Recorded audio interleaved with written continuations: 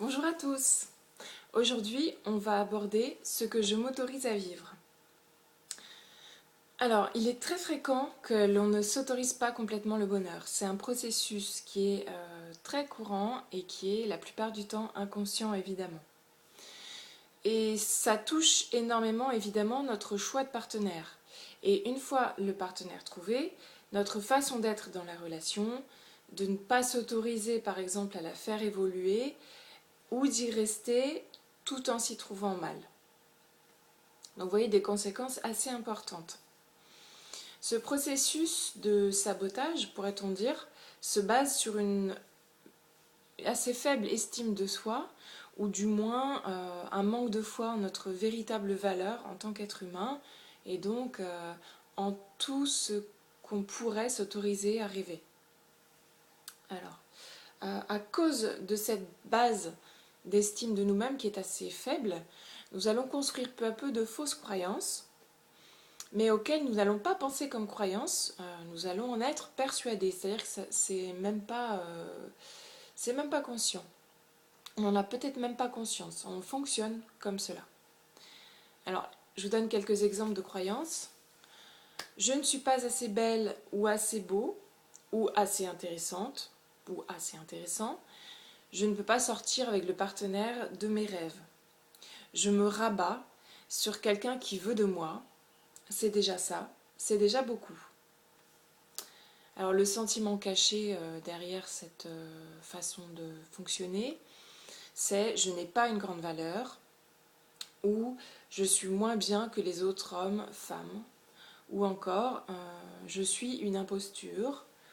Si les gens connaissaient qui je suis réellement à l'intérieur, ils comprendraient que je n'ai pas autant de valeur que ça. Autre exemple de croyance, je suis rond, je suis ronde, je n'ai pas le droit de sortir avec un ou une mince. Alors, croyance qui est assez fréquente dans notre société, qui est très pathologique, qui a un rapport vraiment pathologique au corps. Autre exemple, je n'ai pas fait beaucoup d'études, je ne peux pas sortir avec une personne plus intelligente que moi. Encore un exemple, je suis menuisier, je ne peux pas tomber amoureux d'une femme médecin. Ou encore, j'ai trop de défauts moraux, je suis si loin de la perfection, j'ai des comportements pathétiques, je ne vois pas comment on pourrait sortir avec moi. Voilà. Donc les conséquences, c'est que vous allez entrer en relation avec quelqu'un qui vous plaît moyennement, qui va vous procurer une sorte de confort, dans la mesure où vous allez vous dire, s'il est entre guillemets médiocre, et que je suis médiocre, c'est bon, je ne prends pas de risque.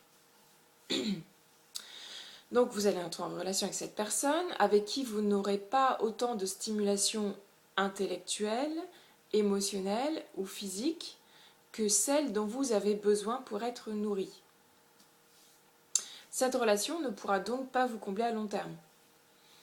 Et poussé à l'extrême, ce processus psychique peut même vous entraîner à ne même pas essayer d'entrer en relation avec quiconque. Sur le mode je ne vois pas qui pourrait m'aimer, ça sert à rien que j'essaye. Alors au travail, donc on va voir trois piliers pour travailler sur ce problème de sabotage. Le premier pilier, c'est se débarrasser des vieux scénarios familiers. Alors, pour une grande partie des gens, réussir est plus difficile qu'échouer, car échouer correspond mieux à l'image que nous avons de nous-mêmes, et le bonheur, au contraire, peut faire peur. Parce que aussi, le bonheur suppose la peur de perdre ce bonheur. Réussir va donc supposer de dépasser des scénarios, des injonctions, souvent issues de l'enfance, et de rejeter les missions ou les fidélités qui pèsent sur la conduite de notre vie.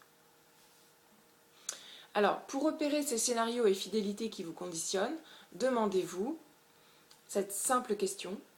Quel rapport de force, quel équilibre vais-je modifier ou déstabiliser si je réussis ma relation amoureuse? Et prenez le temps d'y réfléchir. Fréquemment, le couple parental de vos parents a un rôle dans nos conditionnements. Par exemple, on peut inconsciemment saboter nos relations amoureuses afin de respecter le schéma familial, parental qui dysfonctionnait. Un peu comme si l'on était heureux en couple, on trahirait en quelque sorte nos parents malheureux. Donc ne sous-estimez pas cette fidélité inconsciente qui est vraiment très très très répandue. Une fois que vous aurez repéré vos scénarios et leurs causes, un thérapeute vous aidera à les décrypter efficacement d'ailleurs. Ces scénarios et ces fidélités perdront leur force spontanément, vont se dégonfler et vous serez libéré. Voilà pour le premier pilier. Deuxième pilier, prenez conscience de votre valeur. Tout individu qui, quels qu'aient été ses défauts ou ses crimes même, a une valeur. Il n'y a pas de hiérarchie de valeur entre les gens, pas de cette personne est supérieure, tel autre vaut moins. Pardonnez-vous vos erreurs et vos défauts. Alors pour ce faire, vous pouvez utiliser un exercice que nous avons déjà abordé dans une précédente vidéo. Il me semble que c'était celle sur le chagrin. Donc tapotez sur un des points d'acupression énergétique et dites, même si j'ai fait ceci ou fait cela, même si je peine à faire ceci ou faire cela, même si j'ai été ceci ou cela, je m'accepte et je m'aime exactement comme je suis. Donc à répéter autant de fois que nécessaire en tapotant une dizaine de fois. C'est un exercice que vous pourrez faire régulièrement dès que vous sentez l'autodévalorisation ou un autodénigrement pointer le bout de son nez, par exemple suite à une situation. Par exemple, même si je n'ai pas su protester face à l'agressivité que j'ai subie et que j'ai fondu en larmes, je m'accepte et je m'aime exactement comme je suis. Vous allez voir que cet exercice est incroyablement puissant pour dégonfler de lourdes tensions au niveau du cœur. Donc il est possible que les larmes viennent lorsque vous faites cet exercice, et c'est un bon signe évidemment. Voilà pour le second pilier.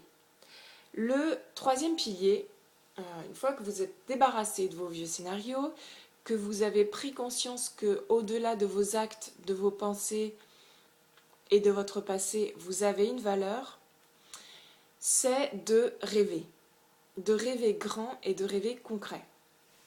Alors, pour ce faire, prenez un papier et notez-y toutes les caractéristiques de l'être humain avec lequel vous souhaitez être en relation. Donc votre partenaire idéal en quelque sorte, mais ne vous freinez pas. Soyez le plus précis possible sur son caractère, son énergie, sa façon d'être avec vous, de se comporter, votre type de relation, votre type de relation tactile, votre type de discussion, de dialogue, d'écoute, de tendresse, etc. Alors par exemple, ça peut donner quelque chose comme je vois un homme grand, magnétique, charismatique, plutôt silencieux, dans une maison lumineuse, donc n'hésitez pas à dresser un décor, faite en bois, à l'orée d'une forêt. Il y a de grands arbres dehors, des rires d'enfants résonnent dans la maison, l'ambiance est paisible, sereine. Il y a du confort, de la joie, du jeu aussi. Cet homme est amoureux de moi, mais il ne me materne pas. Je suis amoureuse de lui tout en étant moi-même, sans avoir à jouer de rôle, etc., etc. N'hésitez pas à visualiser le plus de détails possible, comme une scène de cinéma, et à tout noter. Cet exercice fonctionne avec la loi de l'intention et la loi de l'attraction. C'est-à-dire que vous allez, en faisant cela, attirer à vous ce que vous avez rêvé, comme si vous le convoquiez peu à peu dans votre existence. Donc n'ayez pas peur de rêver grand, c'est votre rêve, c'est pas celui du voisin. Peu importe que vous pensiez que c'est impossible, trop beau, pas concret, peu importe, ne vous donnez aucune limite, soyez vrai. Voilà. Donc je vous souhaite plein de bonnes ondes pour réaliser ces 3 exercices et je vous dis à très bientôt pour une prochaine vidéo et prenez soin de vous-même. Au revoir.